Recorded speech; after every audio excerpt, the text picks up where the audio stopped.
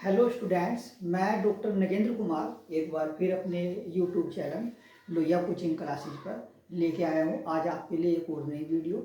Student, मैंने अब तक जो है हमारा लेबनीज जो थ्योरम है उससे रिलेटेड सक्सेसिव डिफरेंशिएशन उससे पहला था, और उसके बाद में जो है हमारा मैक्लॉरिन सीरीज, उसके बाद में हमारा टेलर सीरीज, मतलब एक एक करके ये जो मेरे टॉपिक कंप्लीट हो चुके हैं। अब हमारा नया टॉपिक जो चलेगा स्टूडेंट वो है हमारा Rolle's theorem.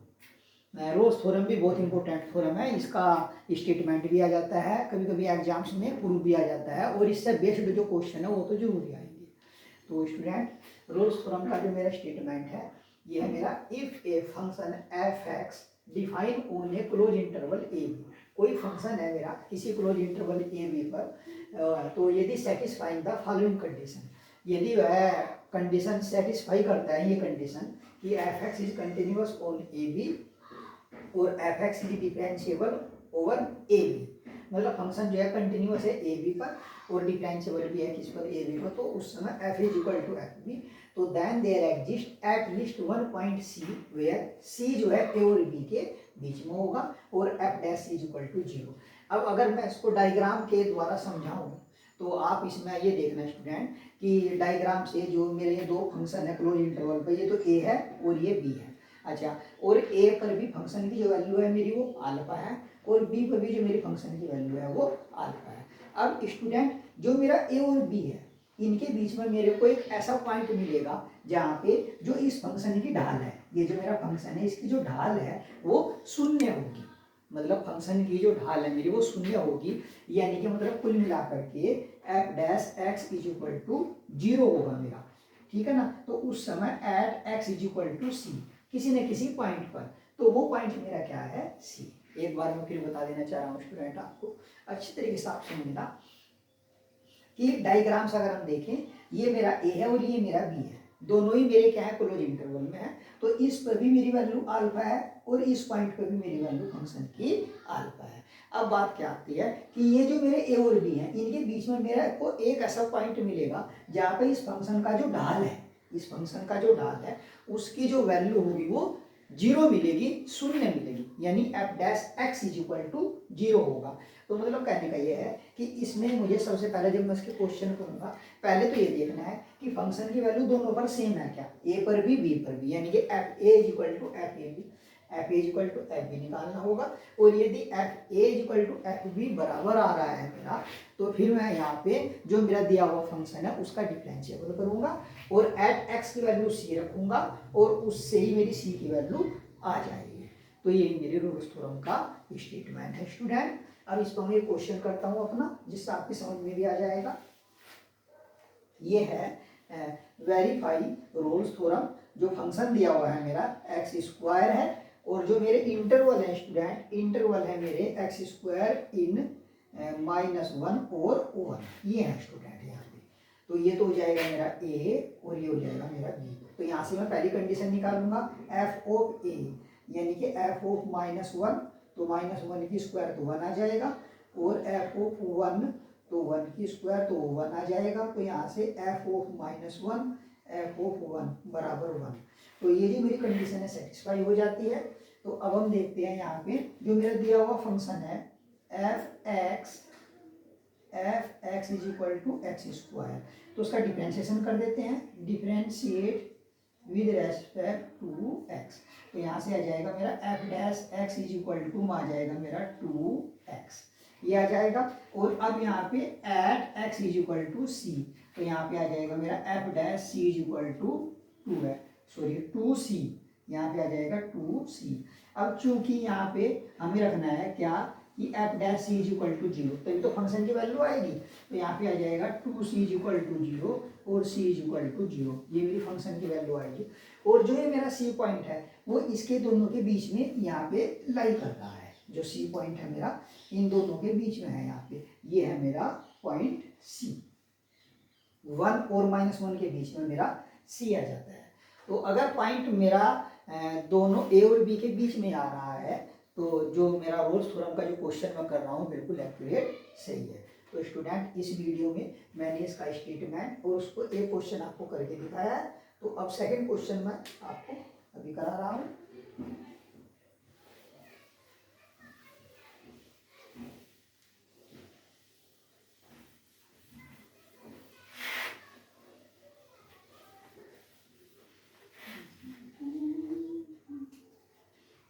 Question number second है स्टूडेंट, वेरीफाई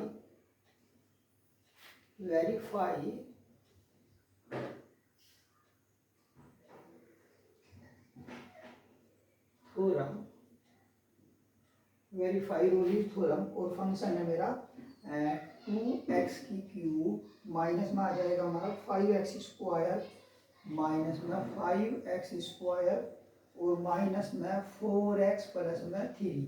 अच्छा, और इंटरवल दिए हुए हैं स्टूडेंट हमारे यहाँ पे -1 और 3, ये दिए हुए हैं, -1 है और 3 है।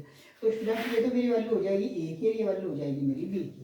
तो सबसे पहले तो मैं यहाँ पे एफ ओ ए निकालूंगा, यानी कि -1, तो ये हो जाएगा 2 -1 की क्यूब 5 -1 की पावर 2 माइनस में 4 -1 प्लस में 3।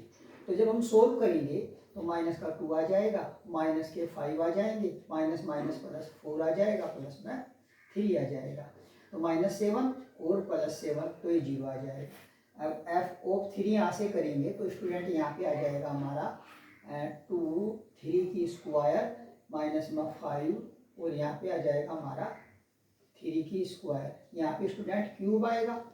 अच्छा, माइनस में 4 × 3 आ जाएगा और प्लस में 3 आ जाएगा, तो स्टूडेंट यहाँ पे आ जाएगा हमारा 54, यानी कि 27, तो 254 आ जाएगा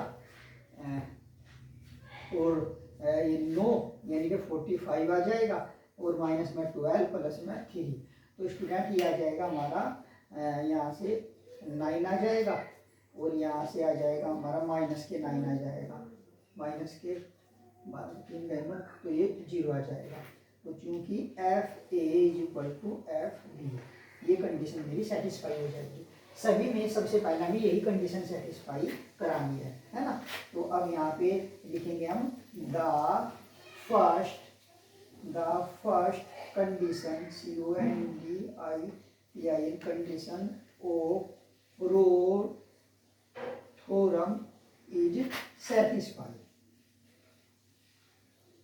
अगर स्टूडेंट ये थ्योरम यहाँ पे ऐसे हो जाए तो उसको क्वेश्चन को हम आगे नहीं करेंगे क्योंकि सेटिस्फाई नहीं हो रही। अच्छा, और अगर कंडीशन सेटिस्फाई हो जाए तो the first condition of Rolle theorem is satisfied, तब हम इसको दोबारा से करेंगे। अब इसमें हम यहाँ पर फंक्शन देख लेंगे स्टूडेंट कि f x is equal to आ जाता है हमारा 2x की cube minus 5x square minus में 4x प्लस में 3। तो स्टूडेंट यहाँ पे लिखेंगे हम differentiate with respect to x, तो यहाँ से आ जाएगा f dash x is equal to आ जाएगा 6x स्क्वायर माइनस में 10x, अच्छा, और माइनस में 4 ये आ जाता है स्टूडेंट। अब जब मेरी कंडीशन ये आ जाएगी तो मैं यहाँ पे स्टूडेंट करूँगा, यहाँ पे करूँगा मैं कि at x is equal to c, तो f dash c is equal to 6c square minus में 10c माइनस में 4। अब चूंकि ये 0 हो जाएगा यहाँ पे f dash c is equal to 0, तो यहाँ पे हो जाएगा मेरा 6c square minus 10c minus में 4 इज इक्वल टू 0। अब स्टूडेंट अगर मैं यहाँ से कुछ कॉमन ले लेता हूँ, सपोज करो मैं यहाँ से ले लेता हूँ कॉमन, ये आ जाएगा 3c square minus 5c minus 2 is equal to 0, ये हो जाएगा। मतलब मैंने यहाँ से 2 बार ले लिया है ना स्टूडेंट। तो अब करते हैं यहाँ से, तो ये हो जाएगा हमारा 3 2 जा 6, 3 2 जा 6 आ जाएगा, इसको मल्टीप्लाई कर लेंगे, ये आ जाएगा हमारा 3 2 जा 6 और 6 माइनस 1 अगर हम कर लेते हैं तो शायद हमारा कुछ बन जाए, देखता हूँ मैं। 3c स्क्वायर माइनस ये आ जाएगा 6 minus 1c minus 2 is equal to 0, और देखता हूँ स्टूडेंट मैं यहाँ से 3c स्क्वायर माइनस में 6c, अच्छा, और प्लस में आ जाएगा हमारा 1c minus 2 is equal to 0, और ये हो जाएगा हमारा 3c कॉमन ले लेते हैं तो ये हो जाएगा c माइनस 2 और प्लस में 1 कॉमन ले लेते हैं तो c माइनस 2 0, और ये आ जाएगा स्टूडेंट हमारा c माइनस 2 और ये आ जाता है हमारा 3c plus 1 is equal to 0, तो c बराबर तो 2 आ जाएगा और c बराबर आ जाएगा -1/3, ये आ जाएगा -1/3, ये वैल्यू जाएंगे स्टूडेंट हमारे यहाँ पे। c की वैल्यू 2 आई है, c की वैल्यू आ जाएगी -1/3। अब हम देखते हैं स्टूडेंट यहाँ से कि इसमें जो 3 है इससे पहले 2 आ जाता है, 3 और -1 के बीच में 2 आएगा, तो ये जो मेरी वैल्यू है ये एक्यूरेट आ जाएगी। तो जो हमारा आंसर आएगा C = 2 आ जाएगा, ये आ जाएगा हमारा। फिर स्टूडेंट हमें ये देखना है ना कि जो मेरे पॉइंट A और B हैं उनके बीच की जो वैल्यू है वो देखनी है, यानी कि मतलब कुल मिलाकर के बात यह है कि उनके बीच में जो मेरी वैल्यू C आएगी उस ढाल पर ही मेरे फंक्शन की वैल्यू कहीं ना कहीं क्या होगी, 0 होगी। यानी जब C की वैल्यू 2 होगी, जिस समय C की वैल्यू मेरी 2 आ जाएगी, यानी कि एक प्रकार से अगर हम डायग्राम में ये देखिए, यहाँ पे ये आ जाएगा मेरा -1, ये आ जाएगा मेरा 3, और सपोज करो, मैं सपोज करने के लिए ही बता रहा हूँ यहाँ पे, और ये मेरा ढाल आ जाएगा ये, तो ये वैल्यू 2 होगी कहीं ना कहीं इस फंक्शन की। अगर हम ऐसे करके बताएं तो इन दोनों के बीच में वैल्यू 2 होगी, ढाल यहाँ होगा, ढाल जो है यहाँ पे होगा, और वैल्यू मेरी फंक्शन की आ जाएगी स्टूडेंट 2। तो ये क्वेश्चन है, इसको आप अच्छी तरीके से देख लीजिएगा, बहुत इंपॉर्टेंट क्वेश्चन है।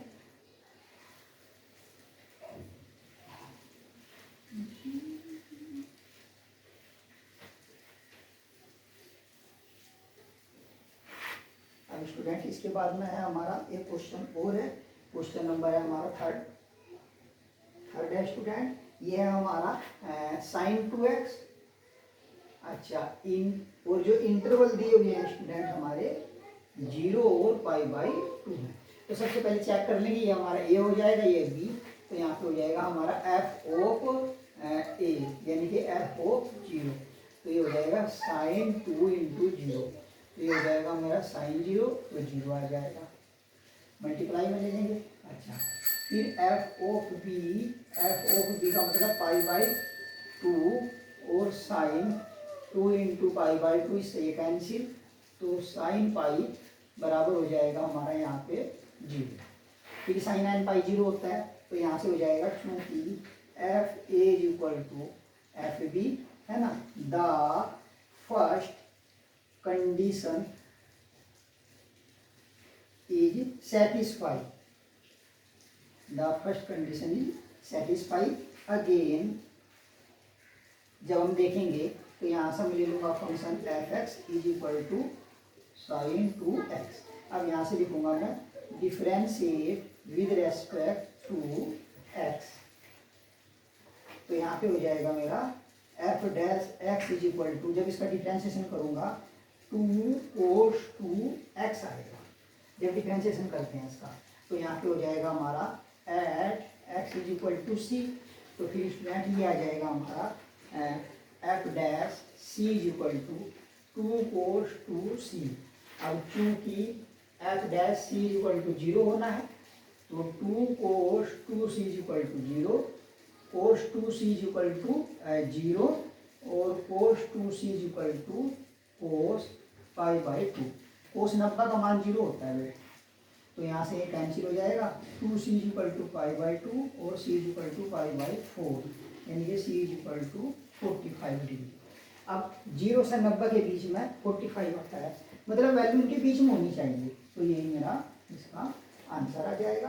तो ये रूल्स थ्योरम का एक और क्वेश्चन है, क्वेश्चन नंबर 3, बहुत इंपॉर्टेंट क्वेश्चन है, आप इसका स्टूडेंट जो नोट्स तैयार कीजिएगा।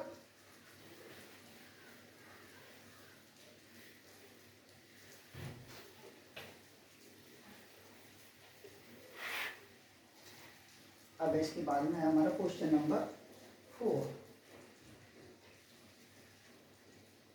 क्वेश्चन नंबर 4 ये है स्टूडेंट हमारा tan x - x³ और ये इंटरवल हो जाएंगे हमारे 0x से 10, ये हो जाएंगे स्टूडेंट। ये जो है ना, इसको मैं इस तरीके से लिख रहा हूँ, तो मैं इसको ऐसे भी लिख सकता हूँ 0 और 10।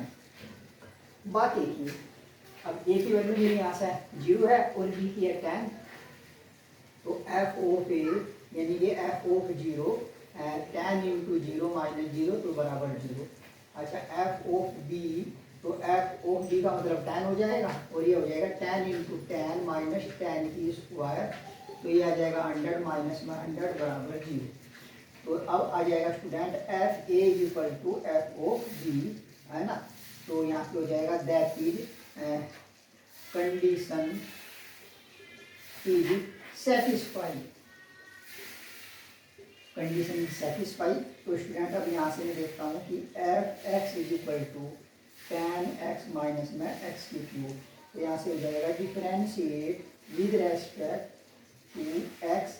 तो यहाँ से हो जाएगा f dash x is equal to ten minus में आ जाएगा 3x की पावर 2, 10 माइनस 3x की पावर 2 हो जाएगा। अब चूंकि यहाँ पे f x is equal to c, तो ये हो जाएगा f dash c is equal to 10 minus c square, ये हो जाएगा। अच्छा स्टूडेंट दिया हुआ है कि f dash c is equal to 0 है, तो फिर यहाँ से आ जाएगा 10 c minus c square is equal to 0। Sorry, यहाँ से आ जाएगा हमारा ये आ जाएगा स्टूडेंट। जब डिफरेंशिएशन करेंगे एक बार फिर बता रहा हूँ, ये आ जाएगा हमारा क्या 10 माइनस 3x स्क्वायर। तो जब करेंगे यहाँ से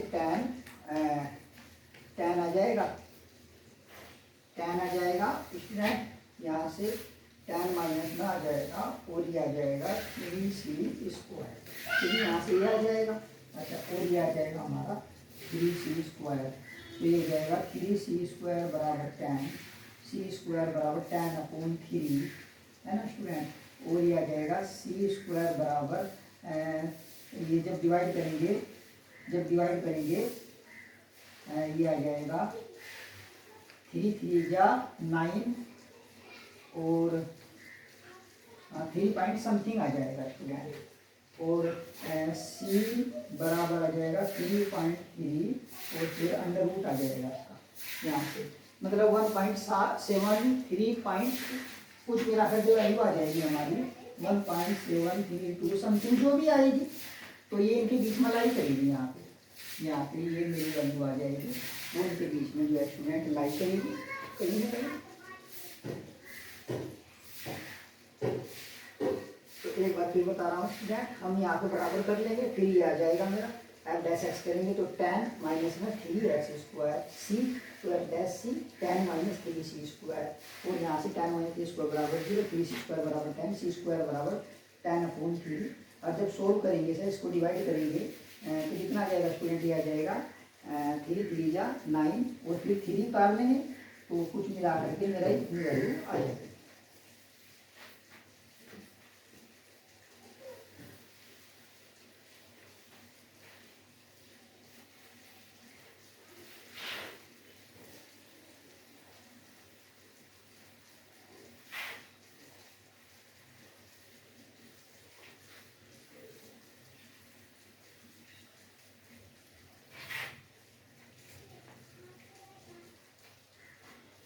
स्टूडेंट ये क्वेश्चन मैं आपको और करा रहा हूँ अभी। ये है क्वेश्चन नंबर है मेरा 5। F x is equal to में हमारा एक्स की क्यूब माइनस 4x और इंटरवल है मेरे -2 और 2, ये इंटरवल है स्टूडेंट।